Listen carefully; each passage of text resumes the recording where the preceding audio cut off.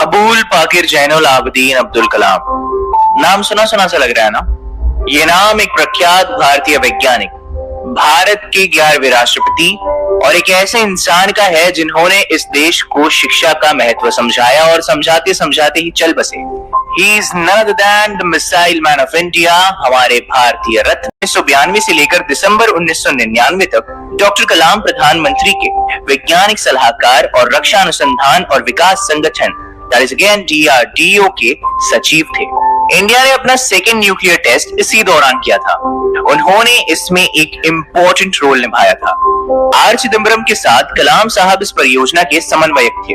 इसी दौरान मिले मीडिया कवरेज ने उन्हें देश का सबसे बड़ा न्यूक्लियर साइंटिस्ट, परमाणु वैज्ञानिक बना दिया। एंड लेटर ऑन इन 1998 कलाम साहब ने हार्ट के डॉक्टर सोमाराजू के साथ मिलकर एक कम कीमत का कोरोनरी स्टेंट का विकास किया।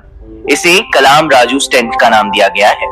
एक रक्षा वैज्ञानिक के तौर पर उनकी अचीवमेंट्स और उनकी पॉपुलैरिटी को मद्देनजर रखते हुए एनडीए की गठबंधन सरकार ने उन्हें वर्ष 2002 में राष्ट्रपति प्रेसिडेंट की पोजीशन का उम्मीदवार बनाया।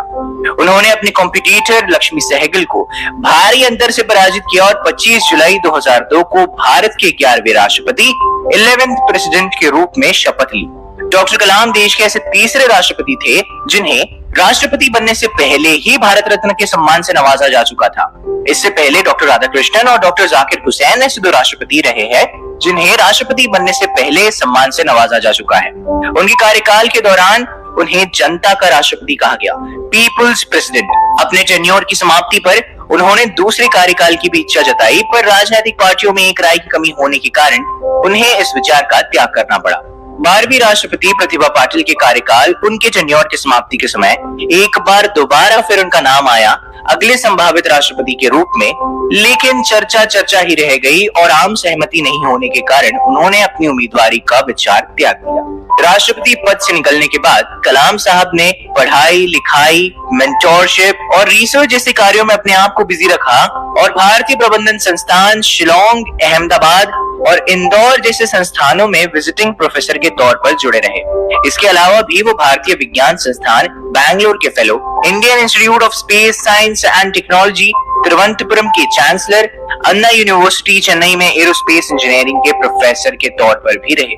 उन्होंने IIT Hyderabad, Banaras Hindu university, BHU और अन्ना यूनिवर्सिटी में सूचना प्रौद्योगिकी भी पढ़ाया था। कलाम साहब हमेशा से देश के युवाओं के सपने और उनके भविष्य को बेहतर बनाने के बारे में बातें किया करते थे।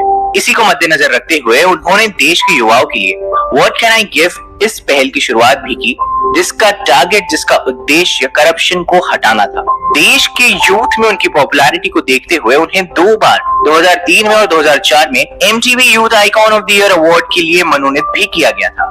2011 में प्रदर्शित हुई फिल्म आई एम कलाम, जिसे मैंने भी देखी है और बहुत लोगों ने देखी है और इंस्पायर हुए हैं, उनके जीवन से प्रभावित है। शिक्षण के अलावा कलाम साहब ने कई सारी पुस्तकें भी लिखी जिनमें प्रमुख है India 2020, a vision for the new millennium,